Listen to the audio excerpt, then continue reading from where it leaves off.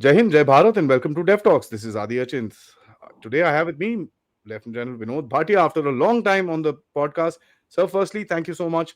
Lovely to have you back, and hope the next time is not as with this bigger gap, sir. Thank you so much for coming back to the podcast to talk about security in Bharat. Thank you, Adi, and thank you to your viewers, Jai Hind, and wish you the very best. It's been a long time. Great to be back on your platform, Adi, again. Defense Talks Thank you, sir. has grown and the content has improved a lot. I think it's one of the top, content-wise, one of the top Thank you, channels. sir. Thank you very much. Thank you, sir. I want to ask you, sir. There's a lot which is happening. Abhi election khatam hua hai. Of course, election time there was a lot of threat of internal disturbances and this and that. That thing went off. But Jesse, election finished off. There's internal threats that have started up. Right, there are threats coming around from all over the place. Like for example, right now as we speak, there's an issue which is happening in JNK. Now, there Chinese weapons are being found. There are reports of Chinese guys building up infrastructure in POK. There are reports of a lot of ground personnel of the Chinese army which is there in POK. What's happening here, sir? Is China Pakistan kind of linking up to create some trouble for India in the north? I think Pakistan is a client state of China. Ji. Let's put it very bluntly. It's a harsh and a hard statement, but that's a factual statement.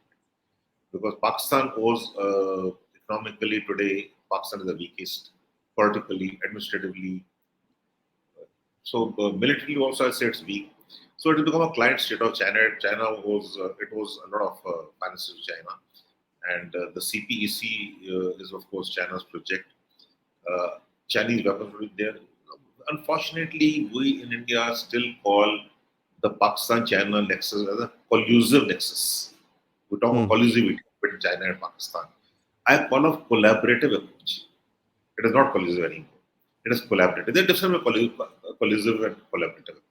Okay, so when we look at the China-Pakistan threat, we should look at a collaborative threat because Pakistan will do what China wants it to do, and China will make Pakistan do what it wants to be done. Right. So Pakistan is a client state, is a proxy of China, and that is how the world is moving everywhere.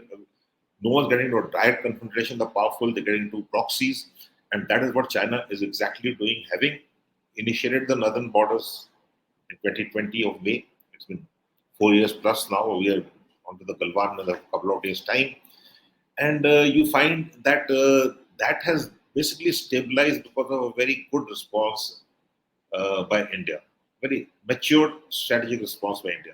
So, what does China do? Whereas it holds on to a few gains it has made there, it is now trying to outflank us through Pakistan, which is a perpetual, in any case, a mischievous country and a perpetual adversary between ours. And that is how we find this attack on DRC timed with the vote taking ceremony. Look at the timing. So, though the violence levels in Jammu and Kashmir have definitely come down, they're subcritical, there's no doubt about it. Also, there have been no major terrorist strikes in the hinterland after Uri, like 2016 September. But that does not mean the terror infrastructure has been dismantled. No. The terror infrastructure continues supported and sponsored by Pakistan. The networks do exist, and we have to be very careful because in between talks, so they don't know, no, that's not happening. Let us dismantle, deconstruct the Rush rifles, get in the CRPF. And the timing is incorrect totally. You have to consolidate on your gains, let the peace dividend J&K be felt by the people, which didn't happen because of COVID and other things. It's happening now. It takes time. Be patient and be prepared to meet and mitigate the terrorist threat. The terrorist threat exists in whatever form it exists, it does exist. And Pakistan is not going to, a tried and tested policy of 40 years, nearly 3.5 decades. It's not just going to give it away. The networks exist, the terrorism infrastructure exists, and the intent of Pakistan is very clear to seek parity with India through a proxy war.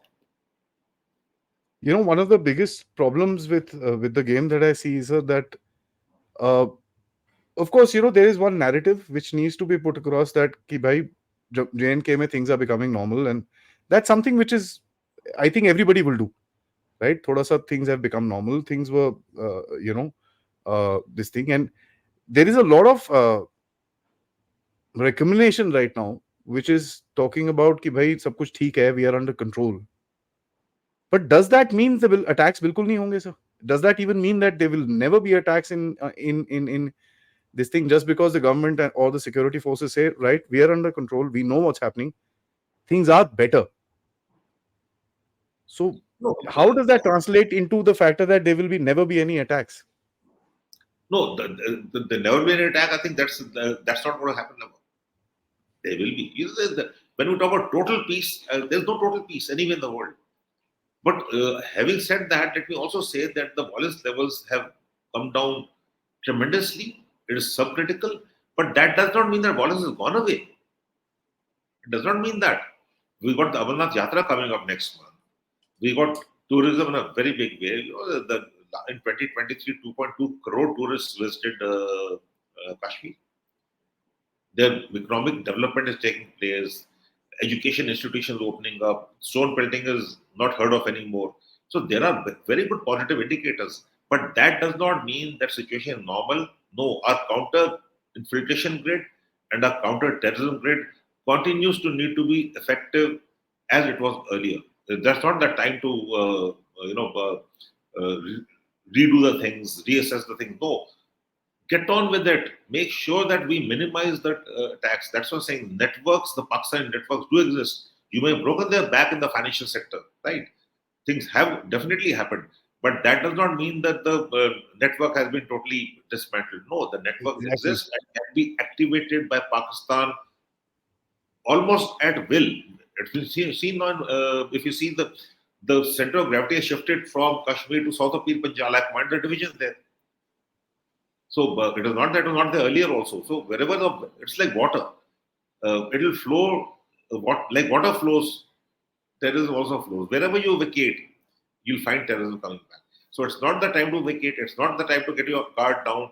It is time to keep it strengthened. The counter grid has to be, the counter terrorist grid has to be strengthened. The counter infiltration grid has to be effective. Absolutely correct, sir. So when we look at Chinese involvement further and further into Pakistan, we've seen China coming in slow and steady into various hinterlands of Pakistan. We know there are troop deployment which is there. As a matter of fact, you've written a paper on it, quite a while back. Let me just tell this to the audience. Sir wrote about this. Sir, correct me if I'm wrong. About 7 years ago, 6 or 7 years ago. You're right. So memory fades me. I read this article, this paper about 6-7 months ago, and so date is a bit this thing. But you very specifically mentioned the potentiality of Pakistan being occupied by Chinese troops. What made you think that at that time, sir? And where do you think they have got from what you envisaged in that time? See, you have to read China actually. We are very comfortable with Pakistan, so we keep looking at Pakistan. It is China that matters, and China has to be read. If you look at Xi Jinping, he assumed the power on 13th of March 2013. Hmm. And on 14th of March 2013, he cleared the Gwadar agreement within 24 hours. A lot of people said, no, it was lying on the table, lying to be cleared. No, it did not happen that way. I mean, this is, that you have to read the indicators. Okay.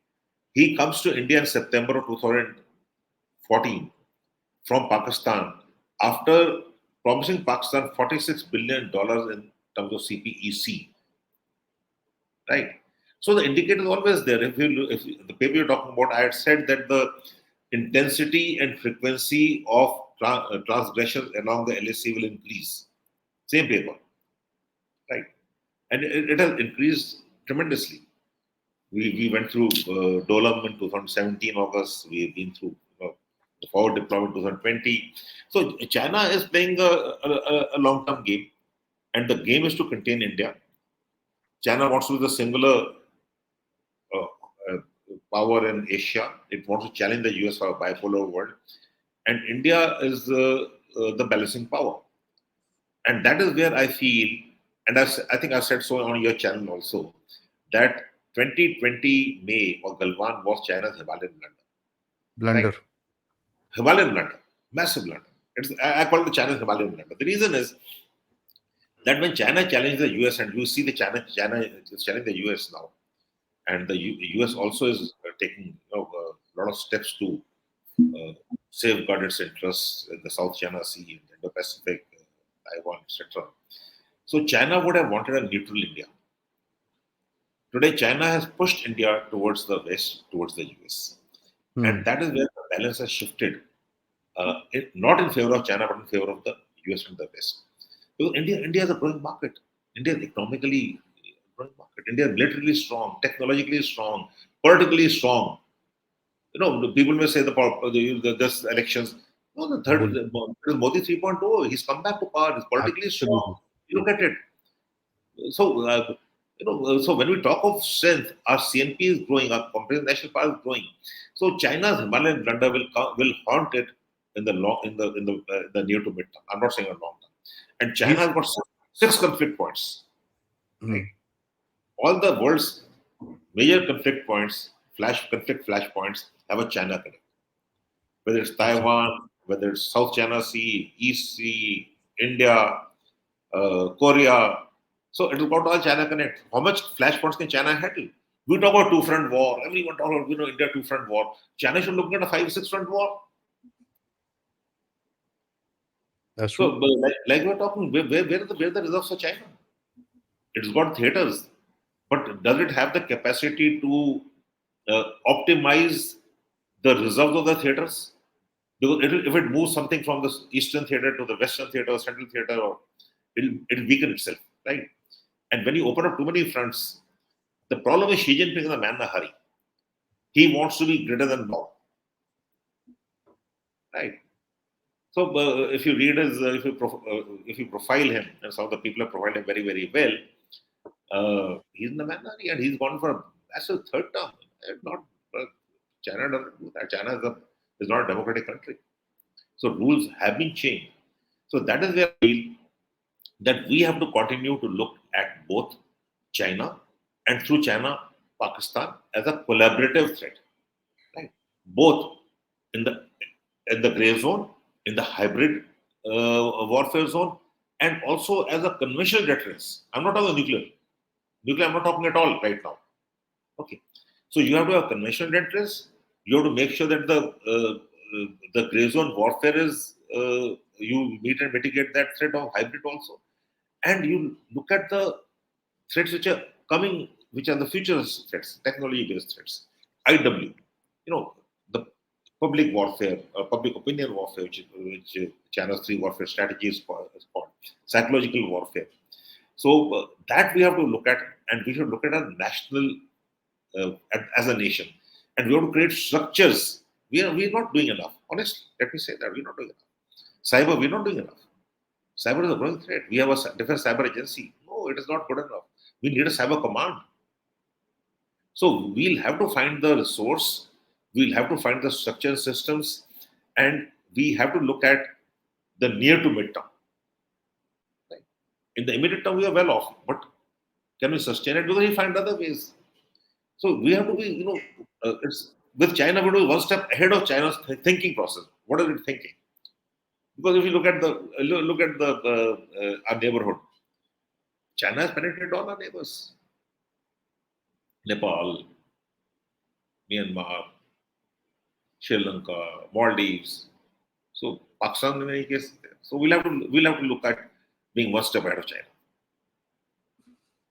That's absolutely correct, sir. And one of the things that we see, so would you kind of say that to deal with this entire situation, you need to kind of have a stronger China policy than a stronger Pakistan policies?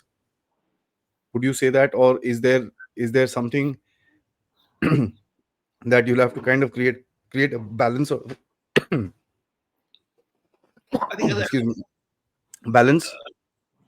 I think we'll have to create a balance. But as I see it today, I think our China policy and our Pakistan policy both are very effective. With Pakistan, this is hurting them. Terror talks don't go together. We're not talking to Pakistan, but actually, Pakistan. If I may take a minute more on Pakistan, it is hurting them a lot. Because what does Pakistan do? Pakistan seeks parity with India, right? It is not proxy war. It is Pakistan seeks parity with India, and we are not even talking to them. So that is hurting. But the fact remains that we said terror and talks don't go together in 2016 after Uri. And in 2019, they stopped talking to us. They would do the high commissioner recalled. There are two phases. One is the phase from 2016 to 2019, and the second phase, 5th of August 2019. They said you Onwards. reinstate 370, and then we will talk. So Pakistan then said we're not talking. So now we're not talking to Pakistan. So it's a very good thing. I think it's a very good thing. Let's just keep them at to the side. But with China, we're talking. We had 21, 22 rounds of core commanders talks. We're talking at WMCC, the diplomatic level. We had political discussion. We are doing commerce with China, the largest trading partner. So you find a different sort of a policy. It is not one size fit all. We got a problem with LAC, we will not talk to you. We have differences, we have disputes, and we will resolve those disputes at our terms. And our term is very clear. Status quo ante as of 4th of May 2020. Right. Haven't So we that's increased that, sir? Because what. latest statements from haven't we increased that because latest statements from Mr. Jaishankar and Mr. Rajnath Singh actually in the parliament have actually very clearly said that till the time China does not resolve the border question. When you say the border question, doesn't that include about 4,000 kilometers, 4,000 odd kilometers of the border that we have with China, rather than just the limited area in the northern sector, sir? So have we increased the parameters to put a counter pressure on China that boss, we need the entire thing to be sorted out? Then let's talk. Otherwise, no. No, the boundary question is a legacy question. It's been going on for many years, and it was decided. It's based on 5 agreements. It was decided that the special representatives of the two countries will keep meeting and talking and to resolve the boundary question. So that is the 3,488 kilometer long India-China boundary is a different matter altogether, right?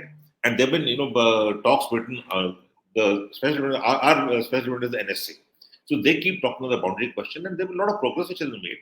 We have not reached a common understanding of different, but the talks are going on. The second issue is the 2020 issue, which is basically related to going back status quo ante.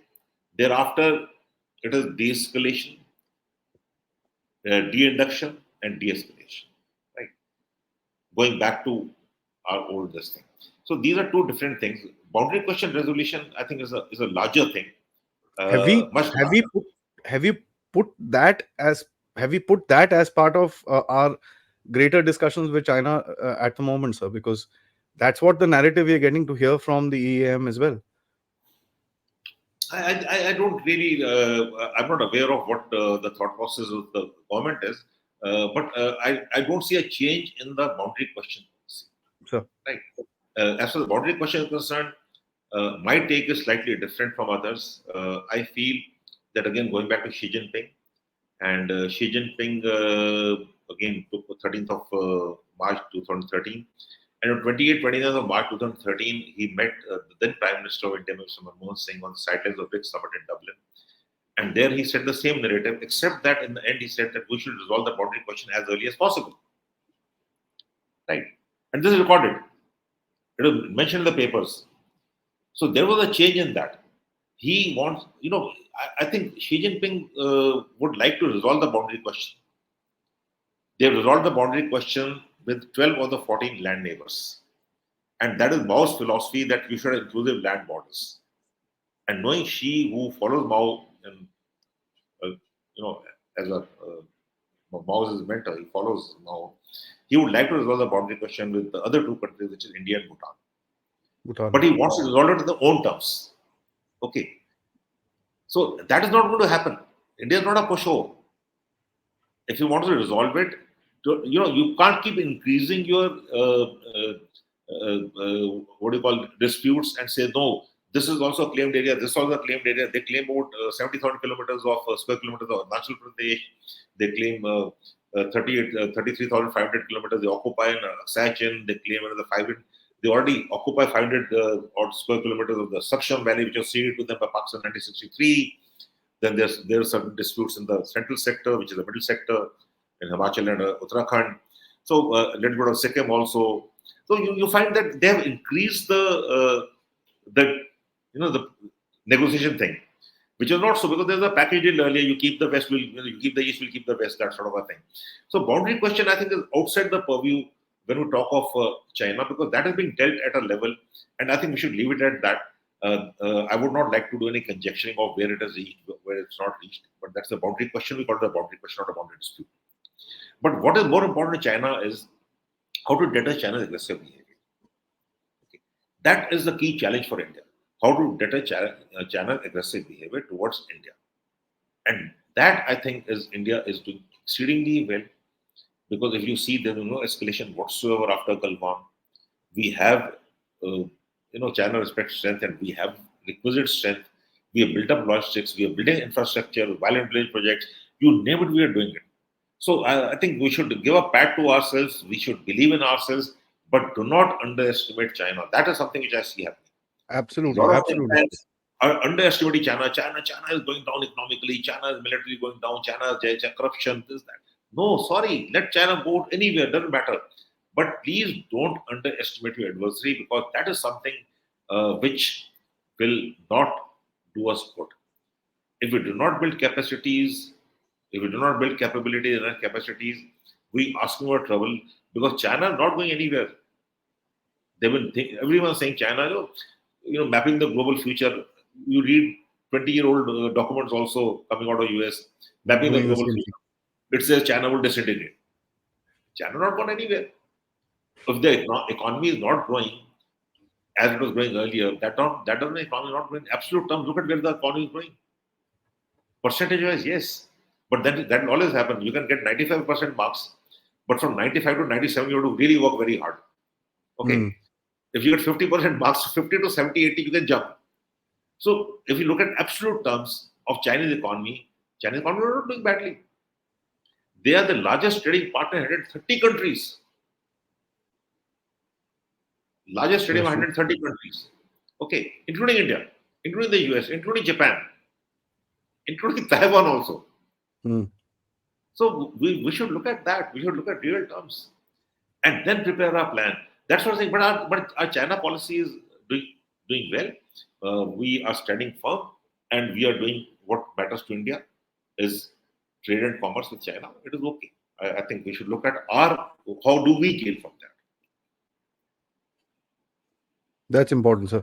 So, also, I wanted to ask you about the overall India-China game. I mean, there is a propensity now, and this is something I'm observing in Chinese writing, that Chinese are now looking at a factor that, yeah, India has been battered by the West. Is this a time to kind of court with India?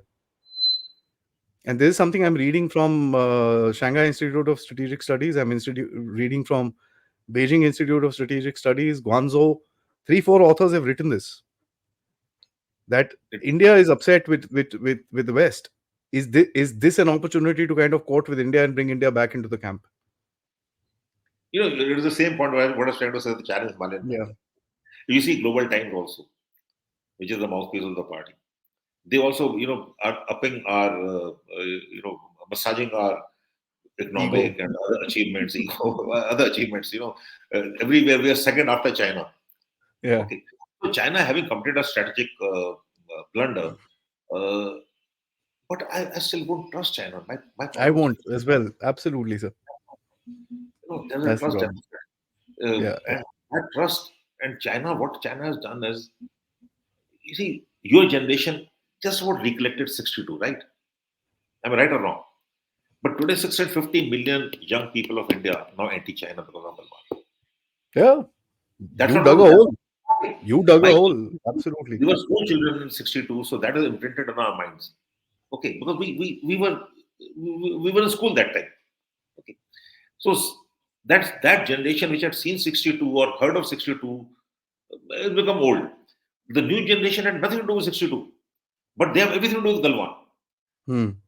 So now what China is also, I think, trying to do is somehow, trying to buttress India in the sense that, look, you are growing, we are growing, we have to grow together.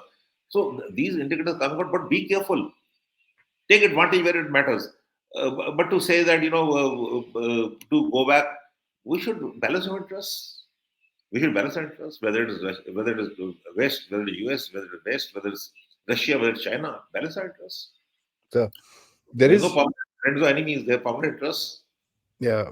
So Pakistan is an interesting case and scenario that you have all sorts of. I've been saying this, that the great game of the world, the next great game is going to happen in Pakistan, because there's Russia there. There is Russia is recently now talking about Imran Khan, by the way.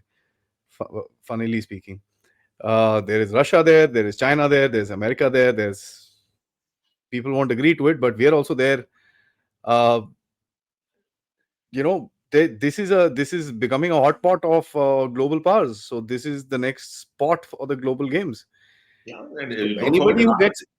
Don't forget anybody Iran. who yeah, yeah, anybody who gets involved in this global game is going to get burnt, like what we are getting burnt in JNK. Russia got burnt, Iran got burnt, we are getting burnt. America, they caught 8 ISIS terrorists, and which is the guard center for ISIS? Pakistan. China may, about last month, there was a Maulvi in Xinjiang who basically taught children how to stab people. And he got caught and stuff like that on video. And he's been doing that for 8 years now. So they're getting burnt. What's going to happen to this entire game, sir? This game of radicalization which is building up in this neighborhood. I think it was, Ms. Clinton who said that you can't have, snakes in your backyard and expect them to only bite your neighbors. Hmm. So they've gone for it. They have to pay the price. It's not that you keep grave warfare, hybrid warfare, and terrorism. It will not come back to bite you. It will, and that's what exactly has happened. Today, Pakistan is the security situation wise. It's not in a happy state at all. The Chinese there, the Chinese certain Chinese interests are threatened.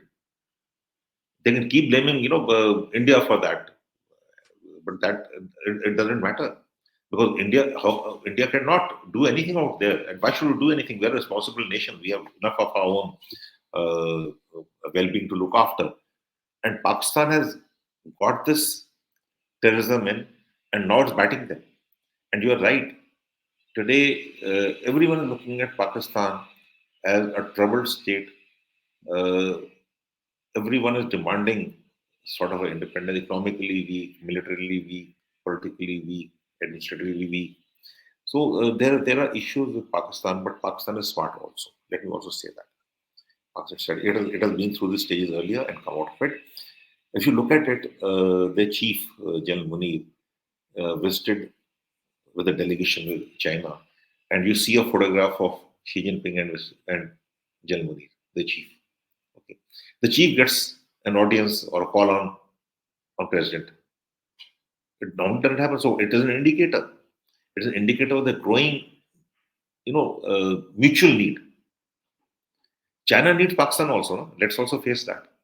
China needs Pakistan for the warm waters, access to warm waters in water. We can keep saying that it's not economically viable, it's not this, it's not that, but water is important to them. And Pakistan, of course, needs China very bad. And China also needs Pakistan to counterbalance India. So these are geopolitical realities. Otherwise, how can a chief? Well, why does the chief get a call on or a audience with the president? Well, Xi Jinping is he's the president. He'll meet the head of the state. So chiefs, you saw the program. So that is how it is. So I feel that uh, Pakistan, we should let it drown but not sink. Let it drown on its own, and that's happening. But we should not let Pakistan sink because if Pakistan sinks, there will, like you rightly said, uh, there will be turmoil in the region, and we do not want turmoil. We are Yeah, growing, and it's we going to are, bite everybody. yeah. Controlled collapse is better than a, you know, demolition, if I may, is better than So an accident. let it drown, let it little, but don't let it sink. Yeah. That's what's a controlled collapse, better controlled. Control, But control. countries don't collapse controlled. That's the biggest problem. So lastly, I'd like to ask you, uh, you know, uh, the game which is going to be is like, for example, now the demand for Mr. Modi is going to be to respond to Pakistan. Now, this can be looked into two ways. This could be a trap, to get you involved in another this thing, which of course the Western powers would love to weaken you a little bit, which is what they've been wanting. Uh, the second thing would be, yeah, we go hit, come back, surgical strike, this, that. But what does that achieve? I put out a statement about this in the morning and I said, I don't think we need to get into stuff like this. What we need to do is create a cost, and that cost can be conventional, subconventional, unconventional, either ways. Yes, there is a need for a public retribution wherein you show something which has been done, but I would recommend that to be like an iceberg, which is just the tip, and the rest of it happens at the bottom, where we are able to actually control the escalatory matrix and not uh, make a stupid error somewhere, because we don't need a war. What we need is for this nonsense to stop, to create a cost and to kind of push it back. Would you agree with my hypothesis on this, sir? Absolutely, you're absolutely bullseye. We don't want our prime minister said there's no era for wars, but that does not mean that you come and you have a hybrid war.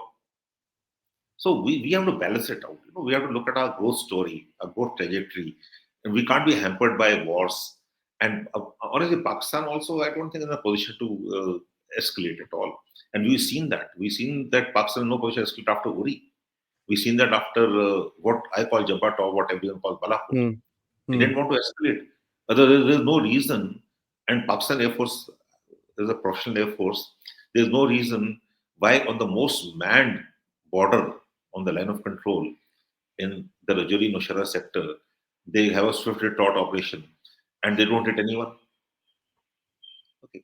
So obviously it is a deliberate thing. They didn't want to escalate. Well, I've been the GOC there.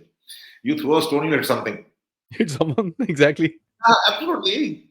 No, You had I've to been. be really, you had to be I've, really precise not to hit I've, someone. I've got the danger. You just throw a few stones, you hit someone.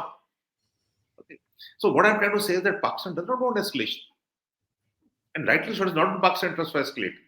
Officially, yes, sir, but unofficially, I'm not of the deep state. hmm. No, That's what Pakistan, I'm concerned with, because that's where the kind of heart beats, sir. Pakistan got two or three multiple power centers. Hmm.